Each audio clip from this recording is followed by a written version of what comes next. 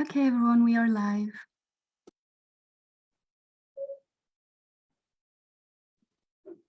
Okay, wonderful. Thank you so much, Irina. We will make a start. So I'm Nina. I'm a working group member of the King's think tank Energy and Environment Policy Centre, and I'm co-hosting with Kira today. So if you want to quickly introduce yourself, Kira. Hi, I'm Kira. I'm really happy to be co-hosting this event with Nina. I'm part of the KCL Climate Action Society, and I run the food campaign, which is called the Meatless Mondays campaign, which aims to spread vegetarianism around campus. And I'm really happy to be here today. Great, thank you. So I will begin with a short account of the situation with the Indian farmers movement as it currently stands, and then we'll introduce the speakers and get right into the conversation. And speakers, if there's anything incorrect with what I say, or if the characterization is incorrect, please also do correct me.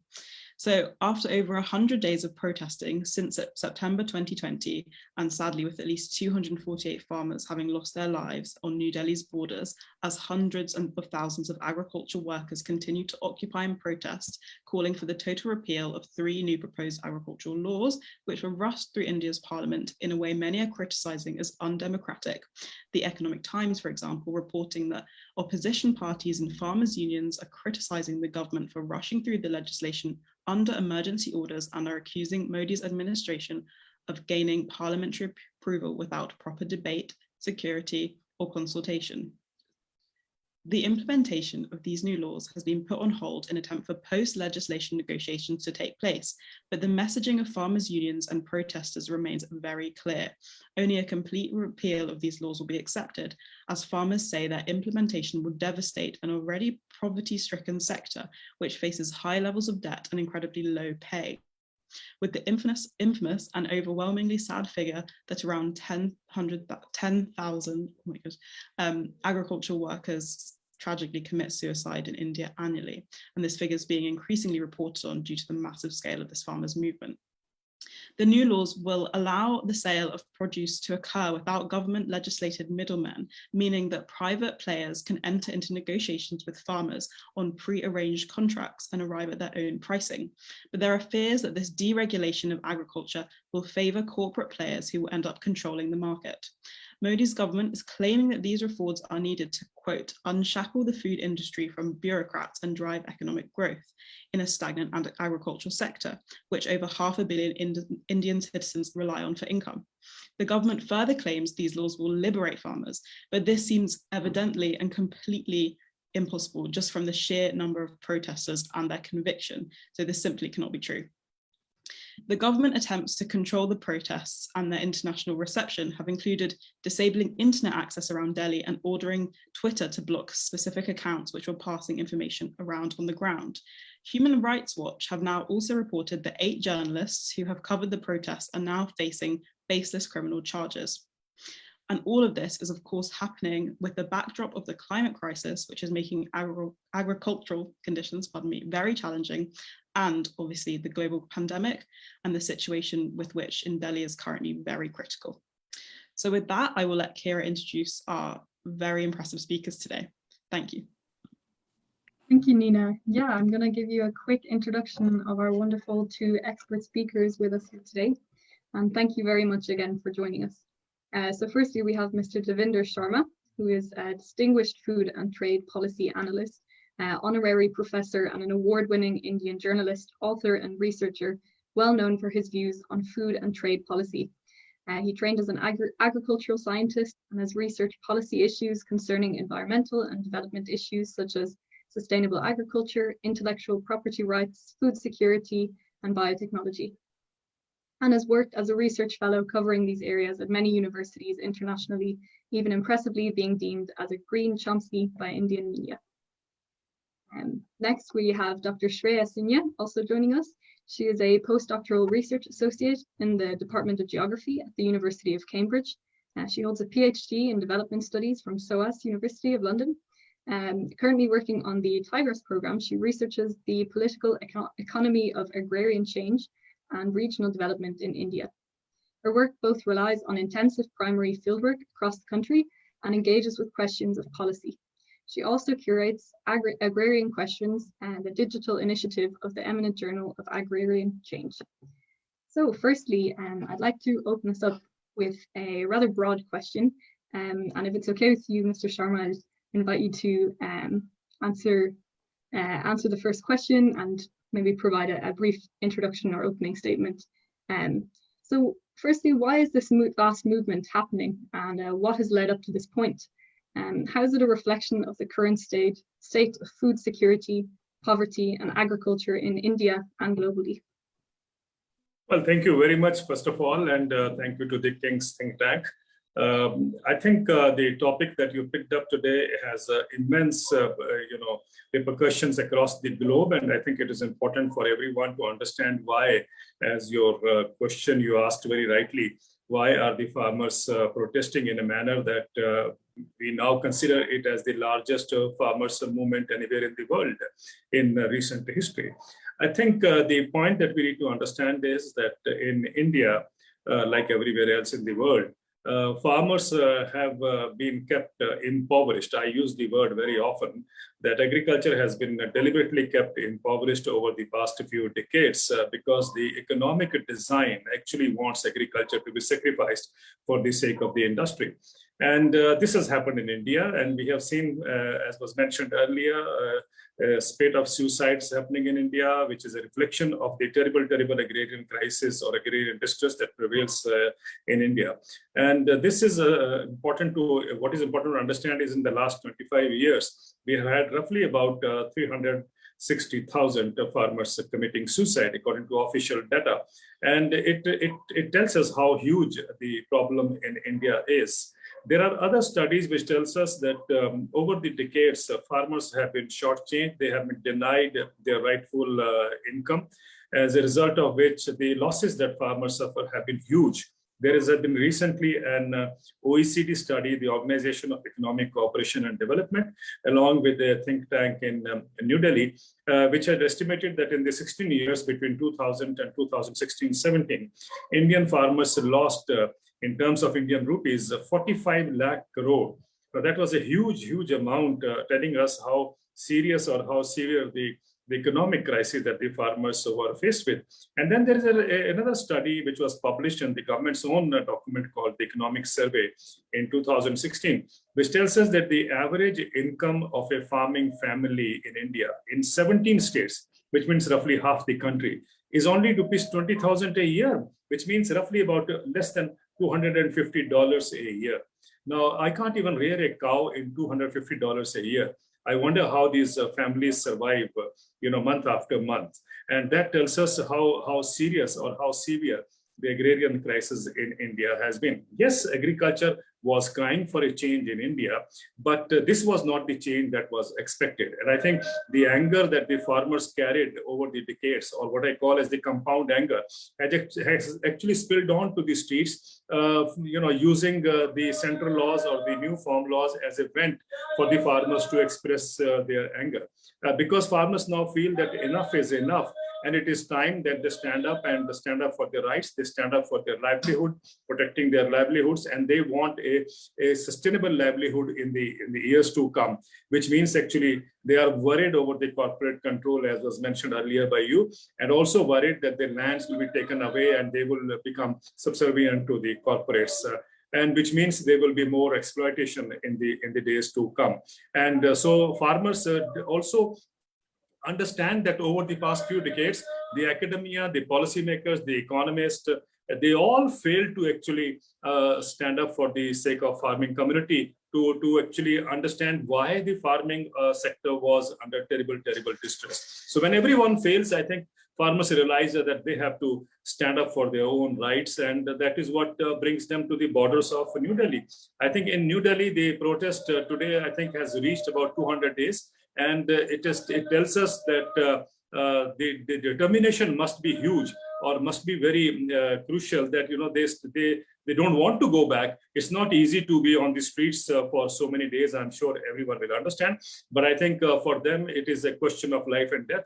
And that is what they have been saying, that we will go back only when the government withdraws the central laws, and also at a time when the pandemic is creating a huge problem, farmers are still hell-bent on and saying that they are not going to go back. And the government, of course, is also saying that they are not going to withdraw the laws. So which means there is a stalemate. And we don't know where it is going to lead to, but I think everyone, not only in India but across the globe, is praying or is thinking that or hoping that the deadlock that we have would end soon. Having said this, I think what the farmers have actually surprised everyone with is that they understand the nitty-gritty. Normally, we think that Indian farmers mostly are illiterate or backward, or they don't understand all these implications or can't understand the implications. But I think farmers have surprised everyone this year because they understand even the fine or the finer points or finer print of these laws, and they are very clear how these laws will be damaging to them. And this is what I think has brought the farming community at the borders of New Delhi and globally. I realize, and I've been saying this, it has a tremendous implications with farmers across the globe, because I remember in 1979, there was a similar kind of protest happening in Washington, D.C., when thousands of tractors marched into Washington, D.C. one fine morning. And the farmers stayed in Washington, D.C. for about 4 to 5 weeks, actually wanting the government to bring parity in income, which actually means a guaranteed income, which exactly is what the Indian farmers are also fighting for. So it tells us that the struggle has been global. The struggle has been going on not only in India or in America, but of course in Europe. Many countries, including England, have seen massive tractor protest happening because farmers want assured prices for their crops. And agriculture in Europe also is in a distress. And I think what is happening in India, or the farmers movement happening in India, has repercussions, as I said earlier, across the globe, because farmers everywhere in the world are wanting parity in income or guaranteed price or an assured price. And I think that is why they all look up to what is going to happen in India, because if at all, let's hope so, if Indian farmers succeed, I think it would mean a kind of a precedence for the rest of the world's farmers. They would be forcing their governments to also get on to this same kind of a model of agriculture, which will pull agriculture out of the crisis that it is in all over the world.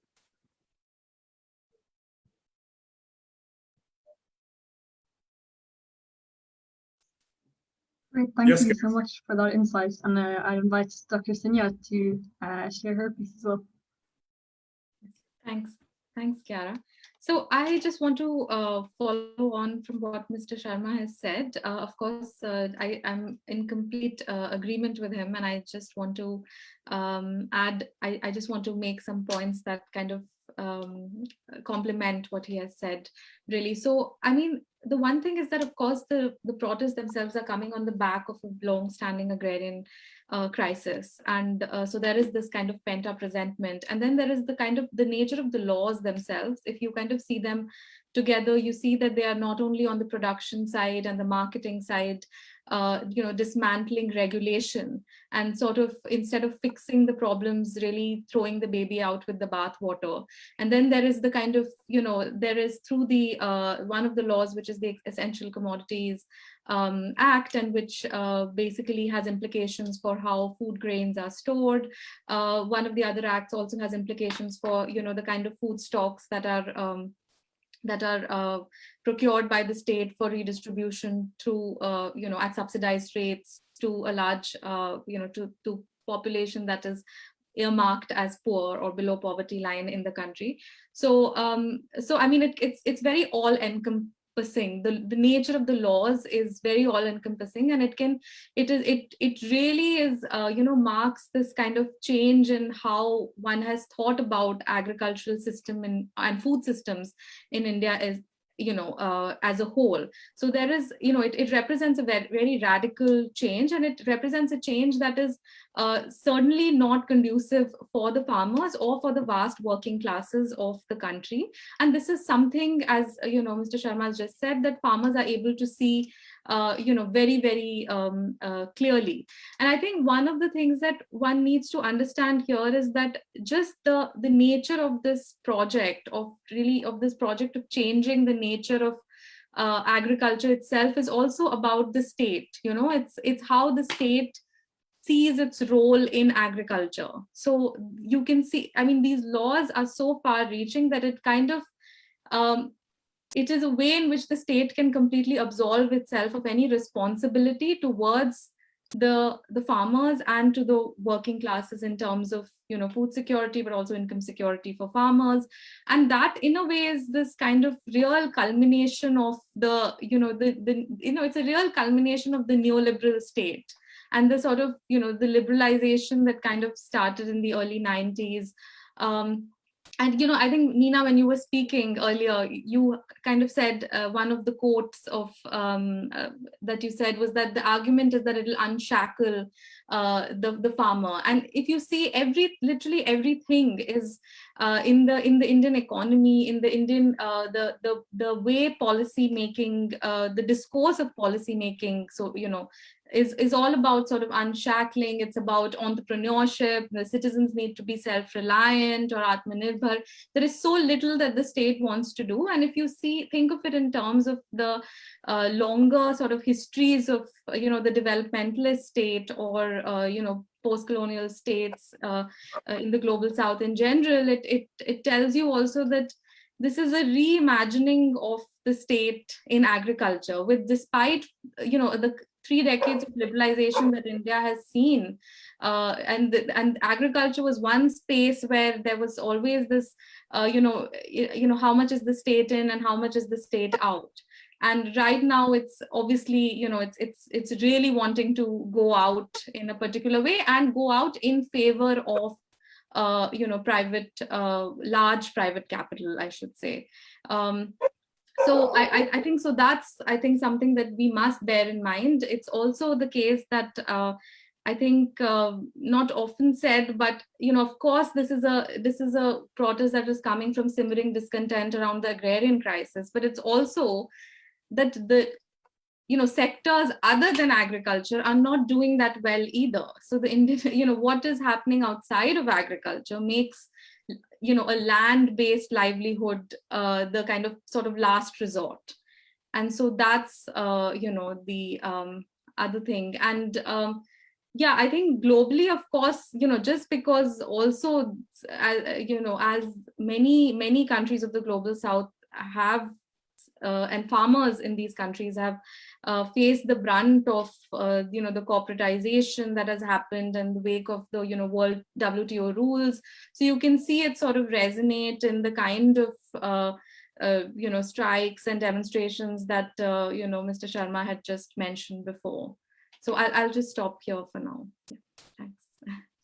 Thank you so much to both of you for starting off the conversation.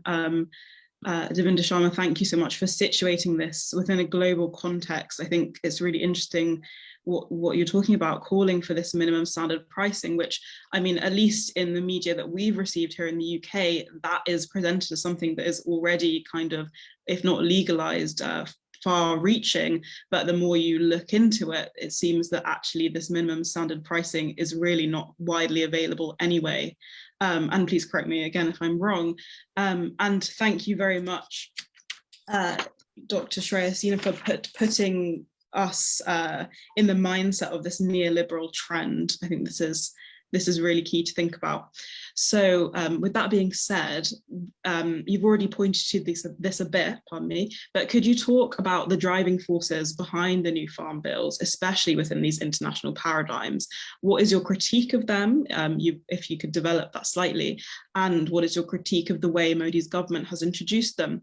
Along with this, could you perhaps speak to how this actually goes beyond politics, as though many economic commentators have stated that agriculture in India needs reform?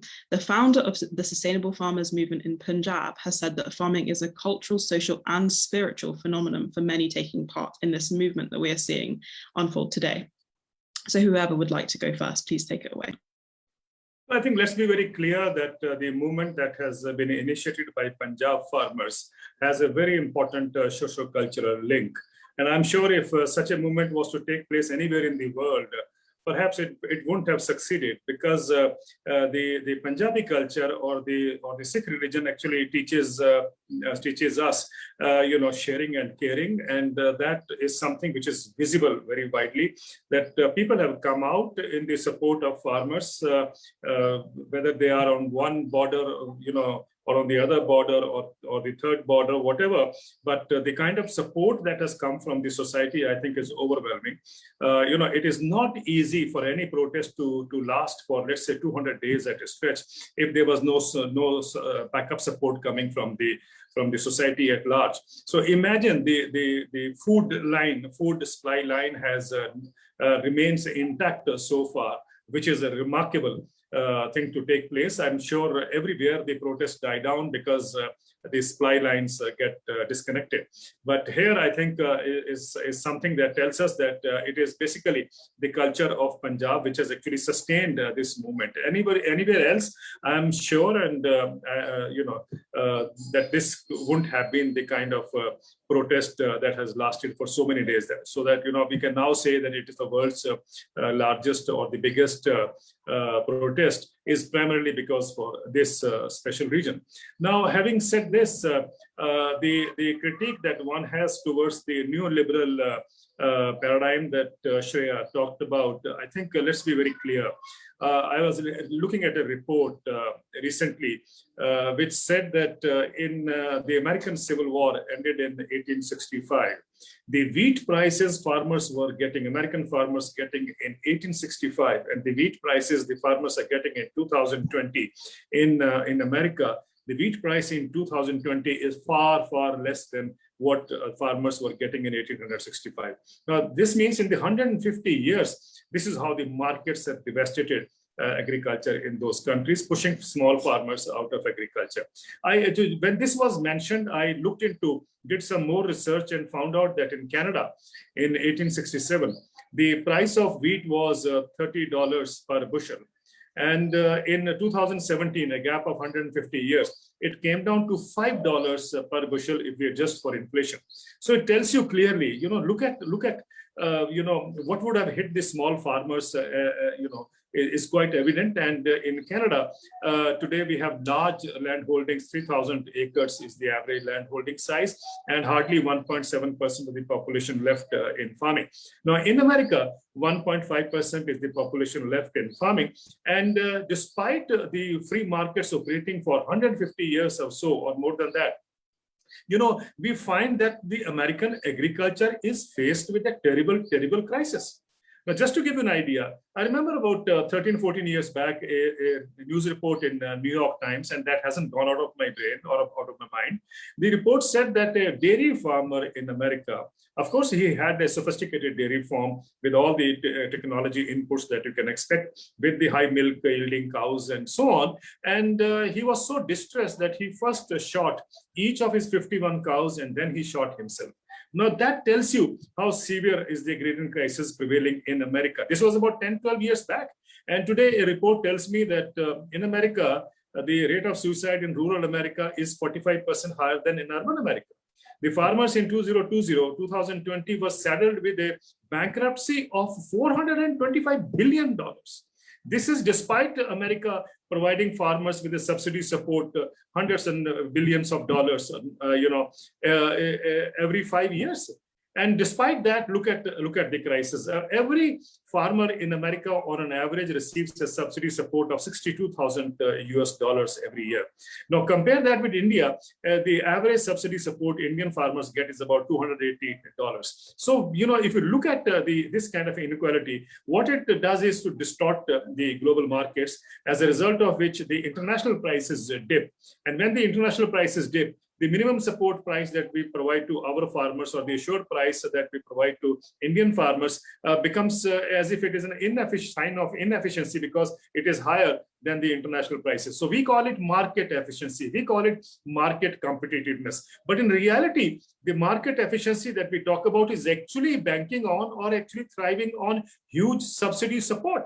You withdraw that subsidy support and the markets collapse. And if you look at the market competitiveness also, there was a study by UNTAD India. It said that in 2007, if we were to remove the green box subsidies in WTO language, which means the non-trade distorting subsidies that the rich countries provide, then the agriculture exports from America, Canada, and European Union would fall by 40%.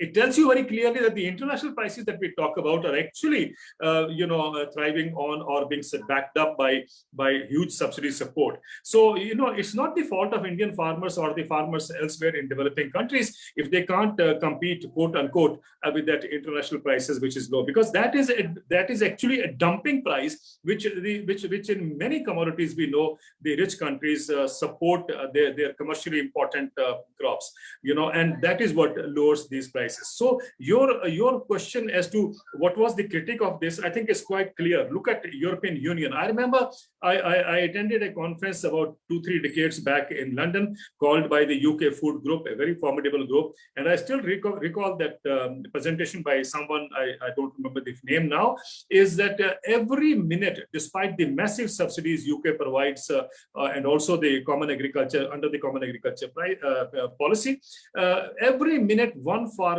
quits agriculture. Why? This is a question I think that we need to understand. If small farmers had quit agriculture in America, small farmers had quit agriculture in the European Union, India is a country where we are a country of small farmers. 86% of India's farmers have a landholding size of less than 5 acres.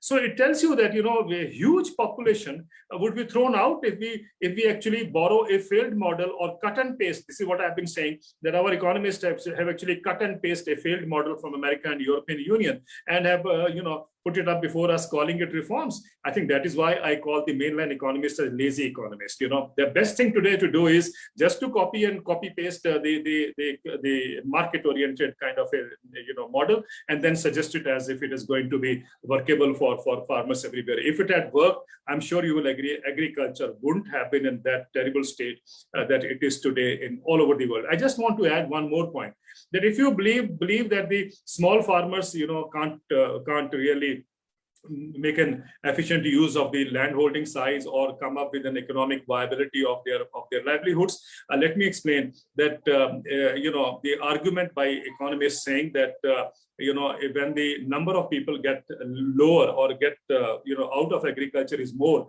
and hardly some people are left in agriculture, then they say that the farm income should go up. A.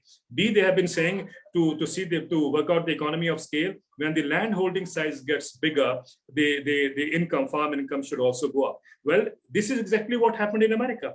With 1.5% farming population left now, and with the land holding size of 444 acres, the American farm income should have gone up.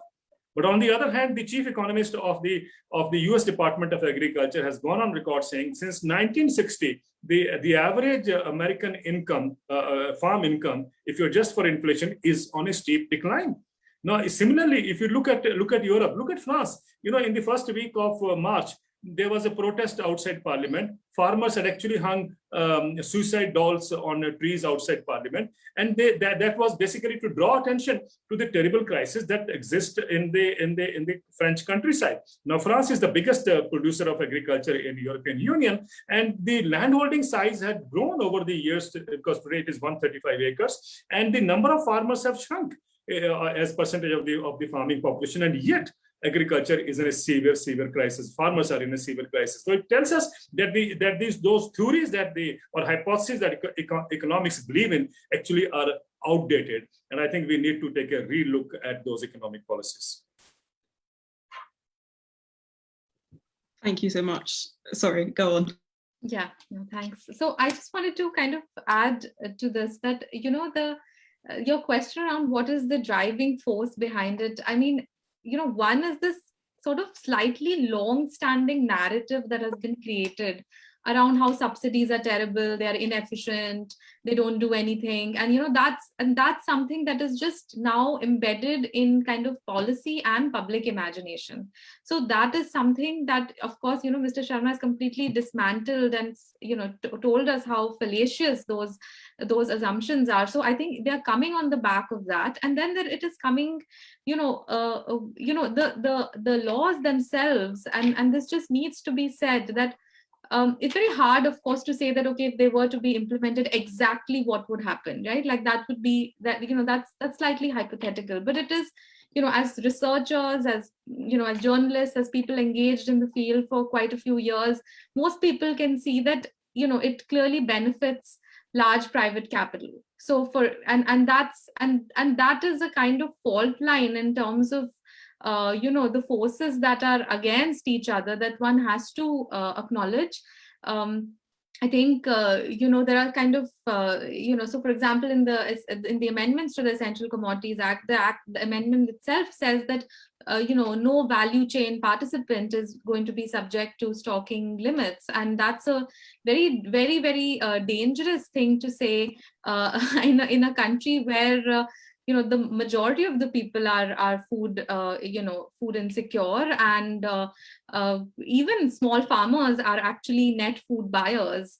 And that's kind of and that is, so that's kind of very important to acknowledge, that the shift in power that it kind of portends through its, through the details of the laws themselves, which, it's not that there are lots of critiques out there that do it much more, that make this, these criticisms better than I can in this space.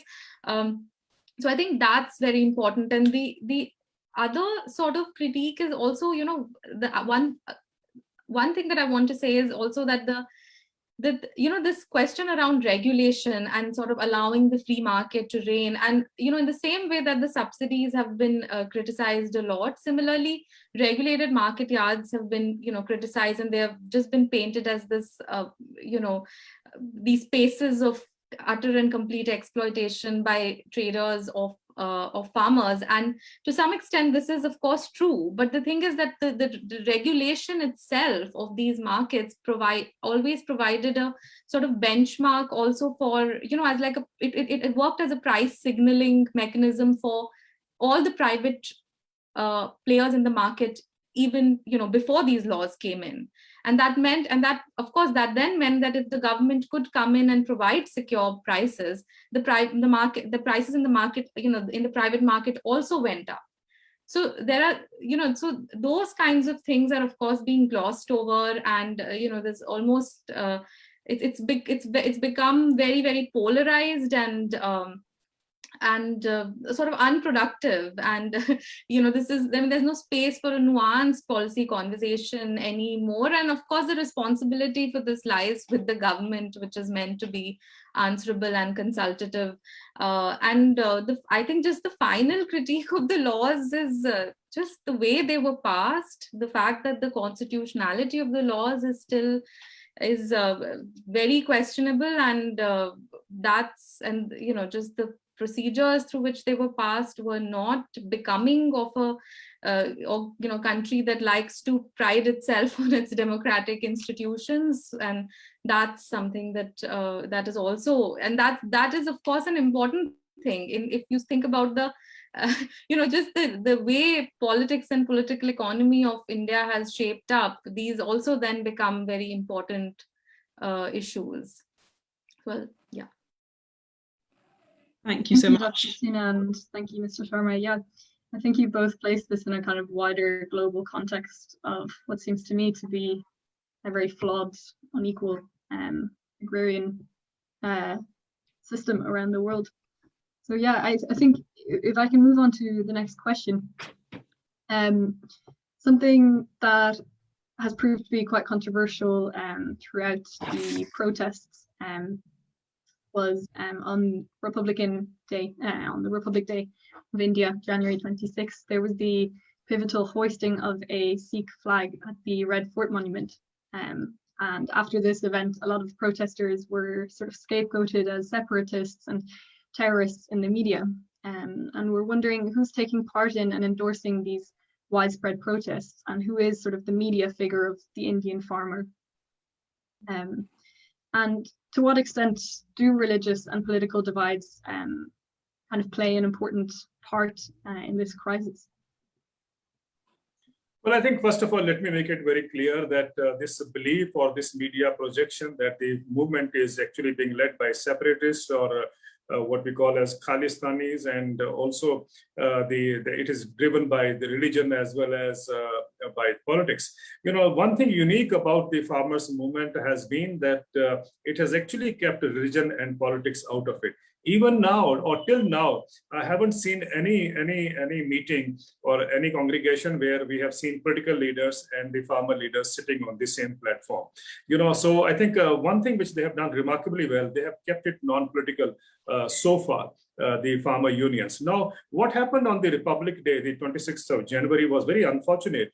Where a group of farmers, young farmers, were driven to or were made to go to Red Fort, and at the Red Fort, which is a very prominent place in New Delhi, they hosted a flag, which of course was separate from the place where the national flag is hosted when the Republic Day function, or when the Independence Day functions take place. But nevertheless, it became a hot issue, and with the media playing it up and so on, we still have court cases going on against those people who did it.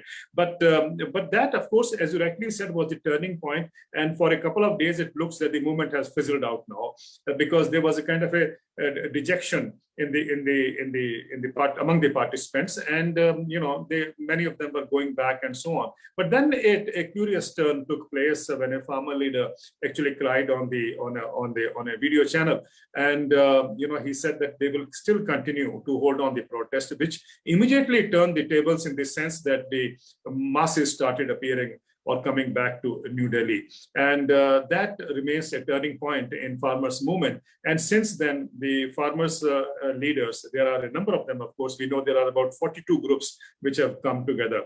And so all of them are now branching out to go to different parts of the country, where they are holding what is called as Mahapanchayat. Mahapanchayat in Hindi, but in English it would turn out to be something like a large congregation of farmers. And so they are holding big rallies or meetings in different parts of the country now, basically to educate them or to appraise them and tell them as to what is the requirement and so on, why farmers are protesting in the northwestern part of India, and why they need to understand that how they have been shortchanged over these years. One reason why the movement looks to be confined to the northwestern region is primarily because the minimum support price regime. I'm sure by now people do understand that in India, especially in Punjab and Haryana, where wheat and paddy rotation is followed, the farmers were getting minimum support price, which means the government fixes the price, the farmers bring the produce to the markets,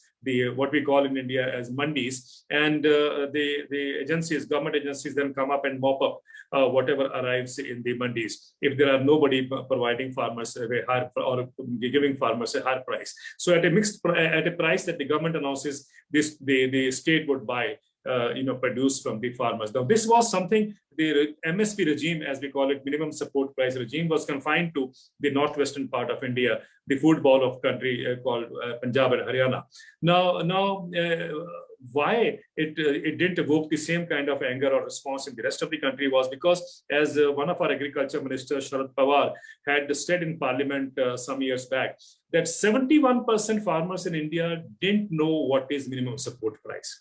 They didn't even know what is the concept behind minimum support price. So they have been ruthlessly exploited by markets all these years. And there is a study which also tells us that only 6% farmers in India got minimum support price. 94% farmers were in any case dependent on the markets. If the markets were so benevolent, I'm sure you will all agree that the farmers are not that foolish that they would go for MSP regime or demand MSP regime if the markets were so benevolent. The fact of the matter is that markets have provided farmers with distress prices year after year, as a result of which, as I gave you the figure earlier, in half the country, farmers were living on less than $250 a year. So that clearly tells us the severity of the crisis. Now, that particular event in January, the Republic Day, actually has given a shift to the farmers' movement. And I think in the longer term, if you allow me to say so, this would be very helpful for the farmers' movement, because it was needed.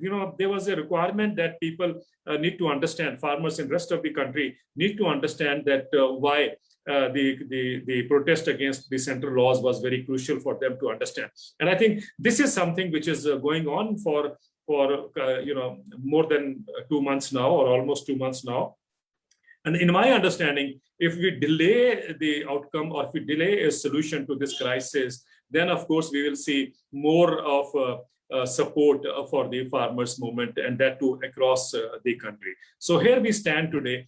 If at all the government extends or doesn't bring farmers back on the table, I think we are heading into a stage where we will see farmers across the country waking up or understanding what the actual crisis is, and also understand how they have been deprived of the rightful price all these decades, knowingly or unknowingly. So if I can just jump in here directly, that's okay. So I mean, your question on what is the media figure of the farmer is actually really interesting. And for many reasons. I mean, so on the one hand, you see there is this thing that that the mainstream media, which is seriously lacking in integrity, to put it kindly, has decided to paint the farmers as extremely sort of as anti-national, as terrorist, as sectarian. On the other hand, there is the tension. When this narrative, when it failed, because there was this tension sought to be created by the events of the Republic Day, particularly there was the simmering kind of noise, and then the event happened on the Republic Day, which also I feel the need, and I've been saying this at other platforms where I've been, which is that farmers that day were taking 9 different routes. And it was like a tiny part, a tiny group, and that kind of ended up in this controversial situation, while the rest of it was actually extremely peaceful and organized. And I just have to say that. And so when this narrative failed, then you suddenly had in the weeks of February, you had this whole other narrative that started being created around the farmers are innocent and there are some people misleading them.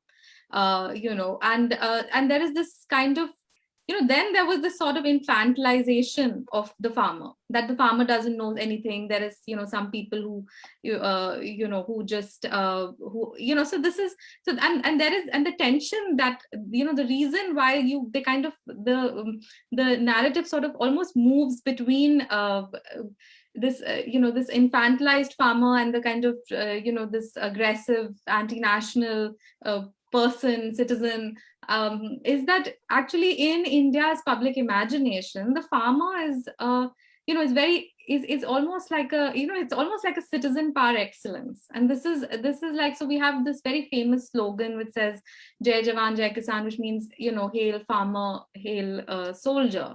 And I think that sort of, and I think the movement and its leaders have been very, very astute in leveraging that image to their advantage, and each time they have managed to sort of come out of a tension by asserting that this is about everybody. They've been as inclusive as as possible. And the other thing is that this is not this is also an important achievement for the movement itself, because the unions that are here, their lineages go back to a time, to the New Farmers movement in the 1980s and 90s. And, at the time, a lot of the scholarship and still there is some criticism that these are basically movements of landed of landed farmers, and there are good reasons for it, actually, for them to be characterized in this way. However, if you see this particular movement, they've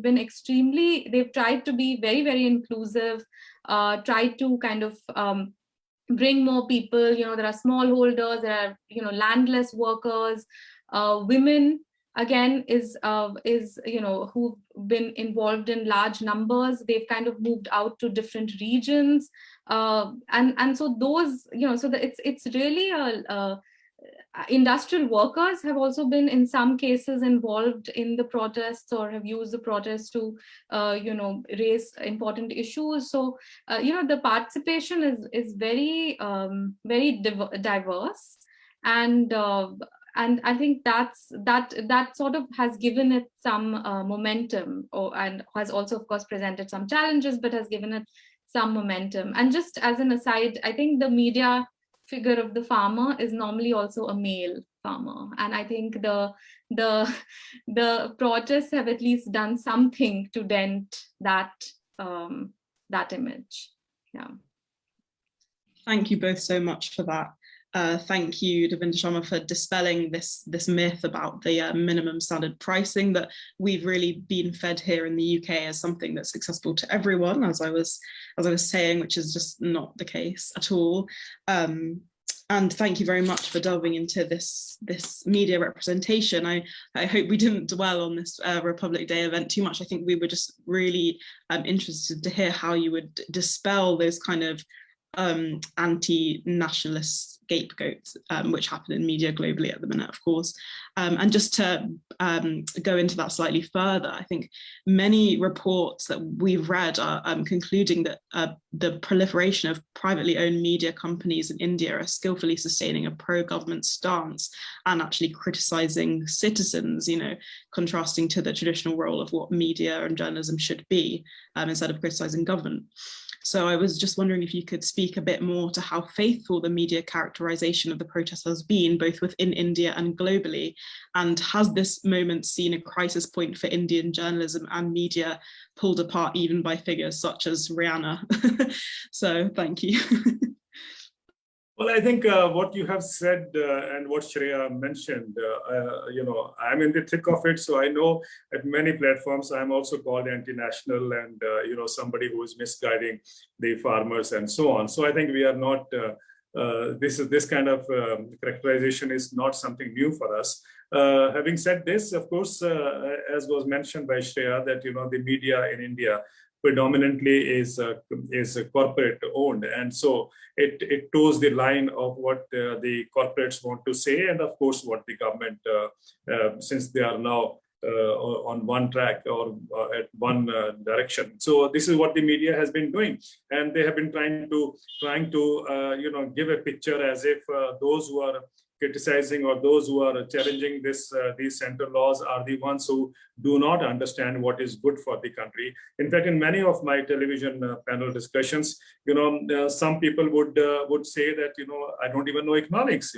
So that's the best way to brand somebody as if he's not fit for this kind of a discussion. So the point I'm sharing is, well, we have got used to all this, but the fact of the matter is there are facts which cannot be denied.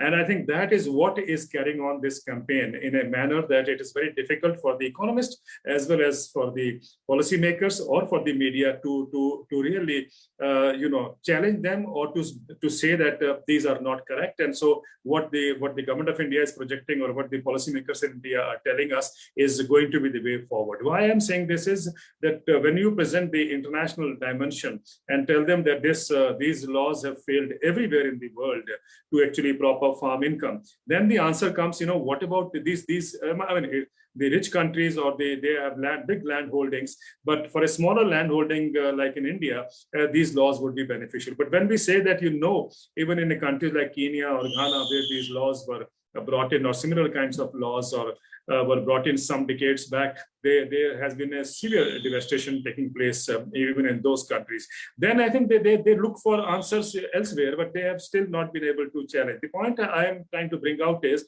that today we have such a strong and clear position that I think the government finds it, I would say, uncomfortable to address that. Having said that, now the role of media, of course, barring a couple of channels in India, rest of them are completely on the side of the government or on the side of the corporates. And the interesting part is that the farmers understand that. The farmers know that. And we in India call them Godi media. Godi media means the one which is sitting in the lap of the government.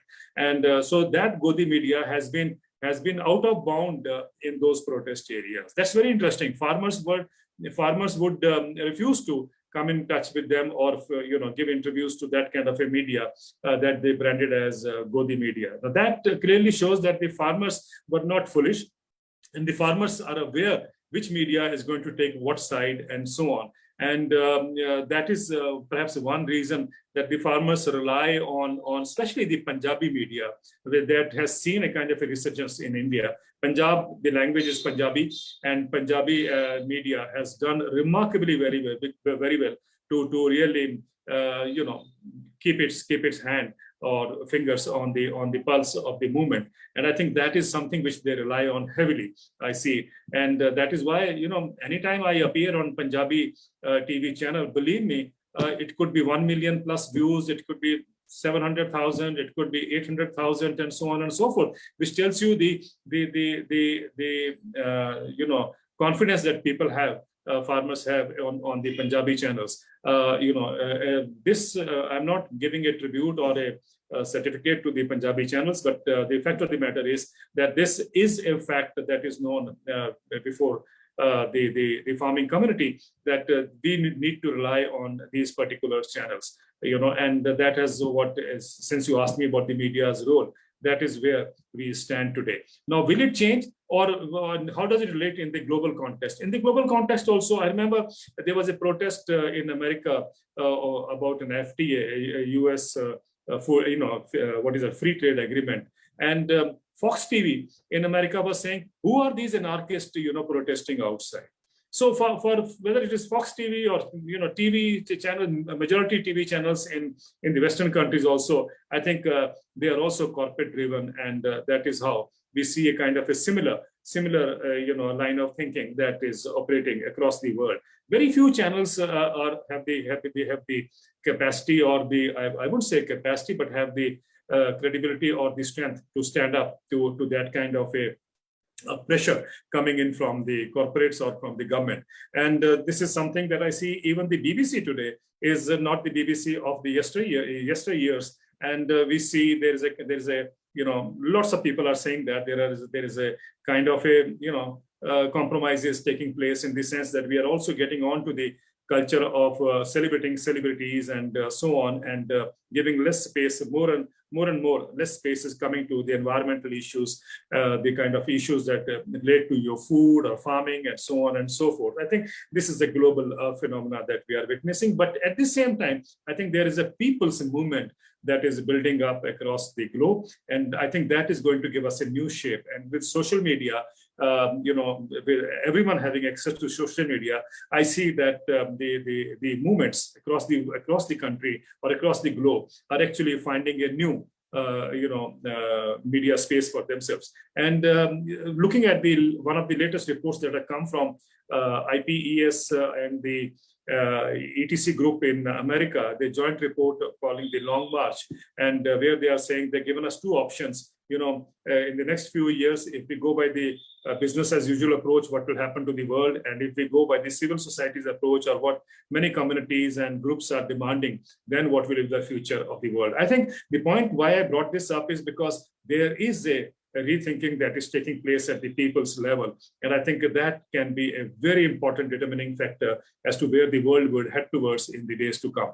And out of that, agriculture, because it's sheer, the role it plays, and not only in economy, but also as far as agriculture, planet's environment is concerned, the natural resources and so on, I think would play a very dominant role. Even when you look to biodiversity conservation, or you look to not only natural resources, but climate change, water, and so on and so forth. So I see a ray of hope here, and I see a strength that is building up thanks to the emergence of social media in the strength or in the power that it has erupted into, or erupted, that I think will rebuild power equations now. How long it sustains, I think time will tell.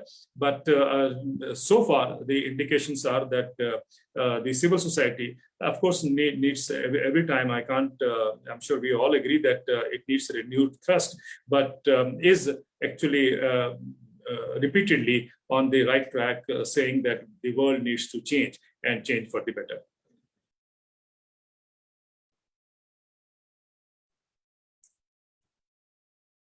I actually have nothing to add to this. I think his response has been so comprehensive that I just agree with everything that he said.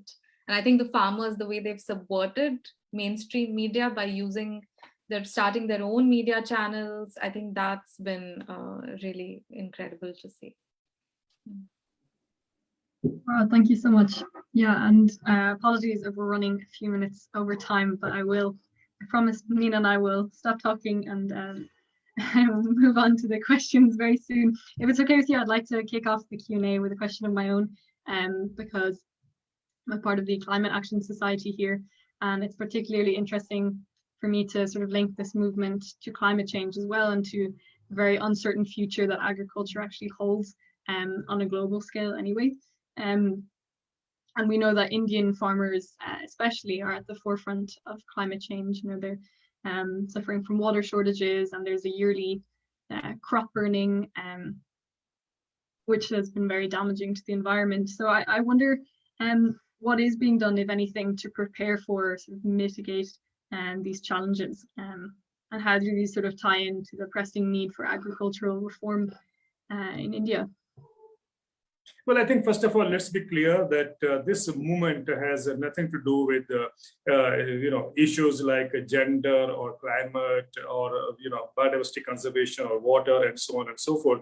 This movement is specifically about income. And I'm sure you will agree that over the last several decades, income is something that was never on the top of the agenda as far as agriculture or farmers or economics was concerned. Farms' income is what I'm talking about. And if today they are standing up for farm income, for getting an assured farm income, I think that this is what will determine the future of sustainable agriculture also, or the kind of agriculture that has influence on the climate change that we are talking about will all come up later. But I think first and foremost, the income part is very crucial. That is one thing we must understand. Having said that, your question about climate change, I think let's be very clear. If the laws come into place in India, I have always been saying they are not coming here to address our environmental crisis. Let's be very clear. Although it is being projected and said that, in Punjab, there is water guzzling crops being cultivated, and then there is crop burning taking place. And so therefore we need to change from that to bring in environmental practices and so on. Yes, we agree. But that does not mean the corporates are coming here to provide us an environmental solution. So all of us all of those who believe that the corporates are going to provide the solution for the environmental crisis are actually taking us for a ride. And I think they know it also that this is not going to happen, because wherever the corporates have gone into agriculture in the world, it has always been intensive agriculture. And intensive agriculture has left a deep scar everywhere in the world. If you want to see the latest, Brazil is a classic example. Argentina is another example. Look at European agriculture also, or American agriculture, and so on and so forth. Studies in Europe has shown us that we are at a catastrophic position, with the way the insect population is dwindling and so on. And so we all know that. The point I'm trying to make here is that, yes, as far as climate change is concerned, as you rightly mentioned, you are linked to climate, the groups that are involved in climate change. I think what is foremost is I recently, not very recently, but came across a report called TEEB. TEEB is the Economics of Ecosystem Services of Biodiversity, the UNEP program. And the report tells us, very exhaustive report, it tells us very clearly that, the greenhouse gas emissions from agriculture, and they are including from deforestation to food wastage, is about 49 to 57%. The share of agriculture in greenhouse gas emission is from between 49 to 57% if we, include the process from deforestation to food wastage. Food wastage itself is such a huge, emitter of greenhouse gas emission that if it was a country, it would have been third in ranking as far as greenhouse gas emissions are concerned. So knowing all this, where does the world, move on? One, and secondly, how do we address this particular crisis? In my understanding, yes, it is okay to say we have climate mitigation strategies and policies or technologies, so on. But I believe that income again, or the incentive, will play a very significant role, and that will come through, when we started, working out the ecosystem services approach to see that, those farmers who are protecting the environment are protecting the ecosystem services, and therefore they need an incentive to continue with that kind of a practice. I'm sure this will be one part of the policy design that we need to create in the years to come. And secondly, on the question that how do we address this particular aspect of food system sustainability? Now we are going to have in September a UN conference on the food systems, and I have been saying loudly that all our talk within the television studios or in the internet discussions is not going to be helpful till the leadership takes a call, which means the G7 and the G20 countries, or the World Economic Forum. I remember some years back, the World Economic Forum had come up with what should I say, a plan to reduce poverty by 20%, plan to increase productivity by 20%, and this was to be executed by 17 corporations. It included Monsanto, it included Nestle, it included Coca-Cola, it included Yara, and so on. So, has the world learned any lesson? The answer is no. If we are still, on the one hand, we are talking so much, we are, the world is becoming aware about the climate change damages, and yet, as far as agriculture is concerned, the people who did that damage, or the companies which were responsible or had a share in the damage that we all see, are the ones who are being asked again to come and provide a solution. And I repeat what I have been saying for several years now, that the people who were responsible for the crisis can never provide you with a solution. So remember that. So the companies which were responsible for the crisis, or the bureaucrats who were responsible for the crisis, or the agriculture scientists and economists who were responsible for the crisis, would never be able to provide you with a solution. The solution has to come from a different thought process, and that is the thought process that the civil society is coming up with. And many in the academic world are also raising those voices. And I think that's the kind of a compliment the world would look up to provide a solution. And that solution would, of course, come from an agroecological farming systems, because normally we were made to believe, when I was a student of agriculture, that if you have to raise food production, you have no escape but to ensure higher productivity. I think we have learned our lessons now. The world is not short of food.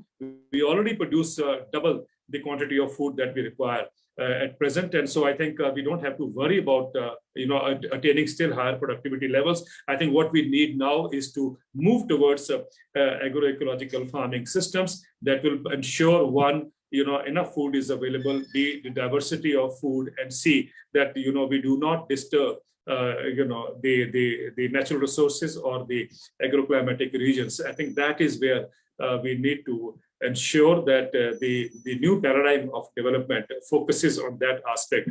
And I think for that, we will have to focus on our political leaders. Don't forget that, whether it is Boris Johnson in UK, or whether it is Joe Biden in America, or whether it's Narendra Modi in India, I think the pressure from the civil society has to be to see that they also, when they meet at G7 or G20, they are also talking the way what you and me are talking. I just want to quickly make a couple of points, which is that this last point, this thing around moving to agroecological or kind of environment friendly agriculture, whatever you want to call it. I mean, again, the point about the political leaders and what they can do, it is about the role of the state, which is something that I started with in my opening remarks with, which is, if you need to do that, you need a state that is interventionist in a particular way, that invests in research and development, that has the mechanisms to ensure that if farmers are growing climate resilient crops, they are getting returns for it. I mean, this is not, we clearly cannot trust the free market to be doing this. So this agenda of a better agroecological approach has to sort of move with a kind of an agenda for a state that works in public good, and the climate change, I mean, the effects are felt in very different ways. So I mean, the other thing is, like, they are so vulnerable to crop failures or extreme and sudden either winds or rains or drought, and that the intensity and frequency of that is increasing. And in countries like India, and so, for example, even something like an insurance to the farmers for a secure income. Now, without that, without putting in place a system that can ensure farmers I mean, what are we even talking about? And our experiment, in the Indian experiment that has come in the recent years has of course not worked. So the scheme that was put in place. So I mean, these are the kinds of things that we need to think about, and somehow it's hard for me to see how without a strong, public sector or the state incentivizing the private sector also to be investing in this kind of R&D, anything of this sort can actually happen. Thank you so much. There is so much to think about there with both of those comments. I am aware that we're going slightly over, so I'll quickly ask a final question, and if you could make your kind of summarizing remarks, that would be fantastic. So what does the future hold for this farmers' movement?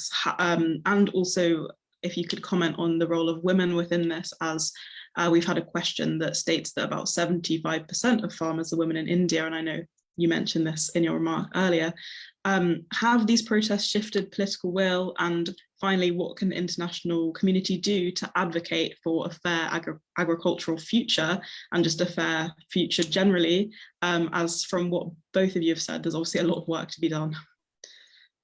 Well, first of all, the role of women, I must acknowledge and say very clearly that this has been a remarkable role that the women have played in India, as far as the farmers' movement is concerned. Women who were traditionally believed to not move out of their homes have moved out in such large numbers.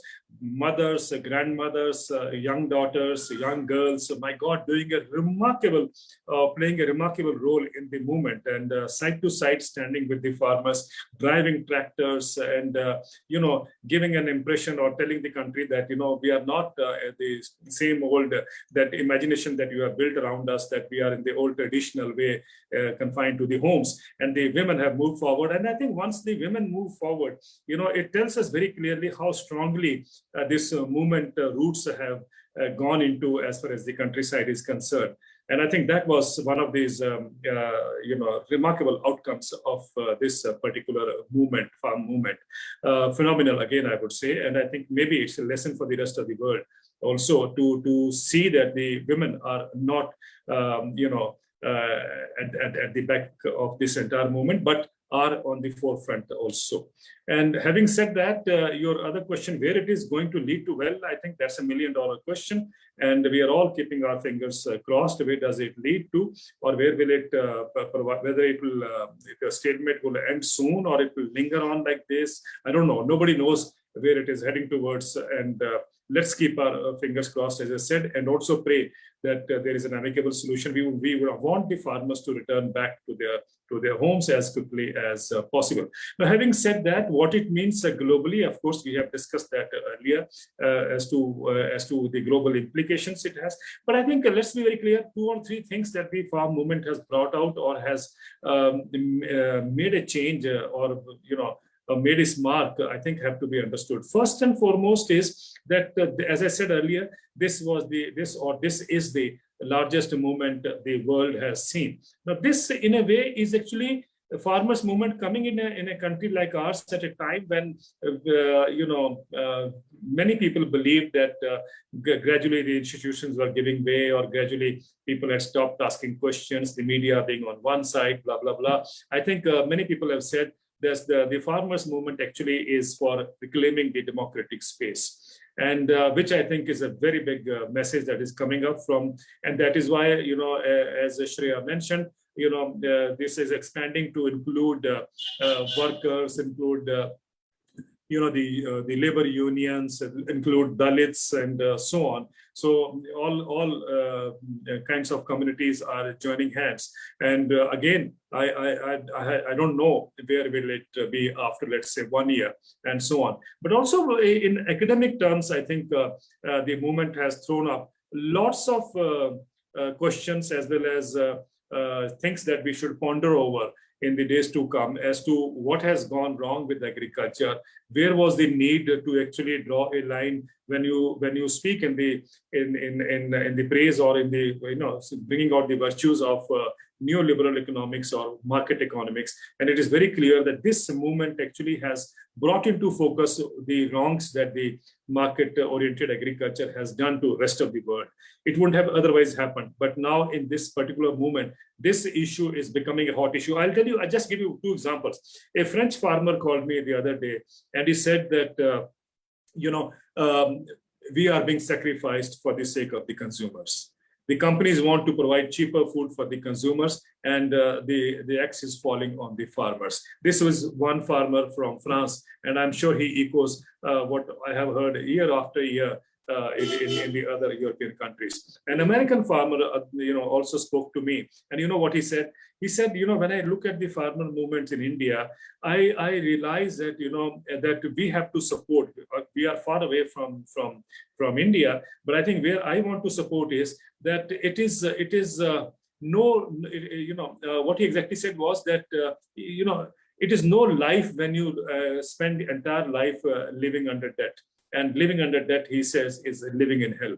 And this is what the American farmer said. And I remember one of our former prime ministers of India, Charan Singh, had once told me, and of course he had also publicly said that, he said, an Indian farmer is born in debt and dies in debt. Now, the same debt, imagine in India, in Europe, in America, farmers are living in debt. I think that's a message which is coming out very clearly from this farmers movement, which means the agriculture all over the world is looking for a change when the farmers are pulled out of a debt situation into an economically viable proposition. I think that is what will be the very strong message coming from this movement. It may take 1 year, it may take 6 months, it may take 2 years, or at least for the world to wake up now and to see that, the biggest thing that is hitting agriculture was actually, as I said earlier, all over the world, was actually the denial of rightful income to farmers. And I think this has to change. And the markets can adjust accordingly. Don't be worried about what will happen to markets. Markets will adjust accordingly.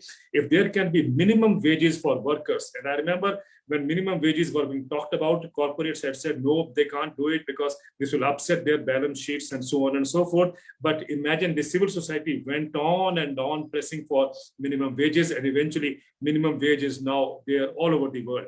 And I'm sure the time has come now to provide a minimum price for the farmers. And that is something I think it's an idea whose time has come now. Thank you so much. Dr. Sheya Sinha, would you like to give us your concluding remarks, and then we will wrap up? Thank you so much to both guests. Yes, thanks, Neena.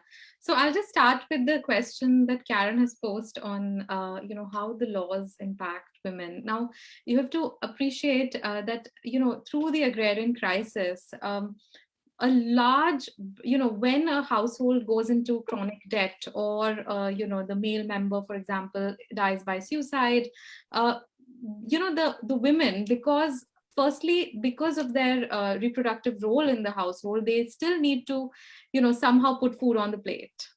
And, they are also, on top of that, they're also often, in charge of, the livestock in the household, and that's not an economy that has done well either. I mean, dairy is not something that's doing well in the country at the small scale either. And then I think in large parts of the country, there has been over the last few decades, as men have migrated to the cities, women have had to, women of these households have become the farmers, and they may not have the titles to the land, but they have been working the farms. Also, more than 2/3 of I think about 2/3 of farm wage workers in India are actually women.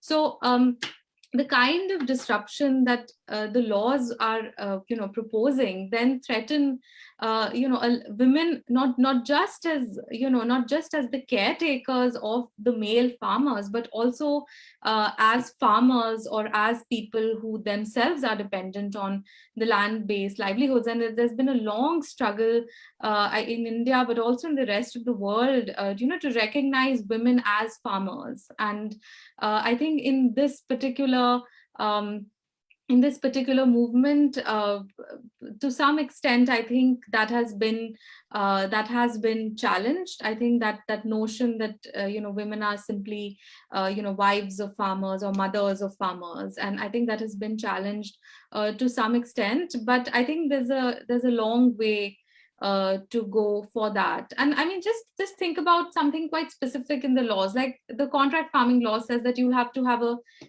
written agreement, right, for the contract. But for a woman farmer who doesn't have the title of the land in her name, but she's in practice the farmer of that land when the male members have migrated, this is in no way unshackling her from anything. There is, I mean, even in those kind of limited terms of a contract, this is not empowering, let alone the framework of the laws themselves. So in terms of where things will go, I mean, who knows? But of course, for various reasons, many of us hope that the government steps back, and then the movement is successful. I unfortunately, kind of, it's hard for me to say if it's really moved political will. I think in politics, it's in this moment, if there is a kind of if the movement is able to build enough pressure, then we would see something then that is a political moment. But otherwise, the laws themselves have they've culminated through such a long process of not necessarily even this or that political party in power. Many of these changes were sort of slightly foreshadowed already before this, before the current dispensation came to power. So I think changing political will decisively, I think that is a much bigger question. But I think it's the point is just how how politics normally works, which is that you have struggles and you have social movements, you have pressures from civil society, and hopefully incrementally you're able to win the battles as they come. So I'll just stop there. Thank you. Thank you so much to both of you for joining us. It's a fascinating discussion, and it's interesting and unfortunate that this movement is at the front lines of so much, the media, gender, nationalism. I mean, there's a lot kind of at stake that these farmers and these protesters are having to take on the burden of, as well as everything else that they've already faced, which has led them to action.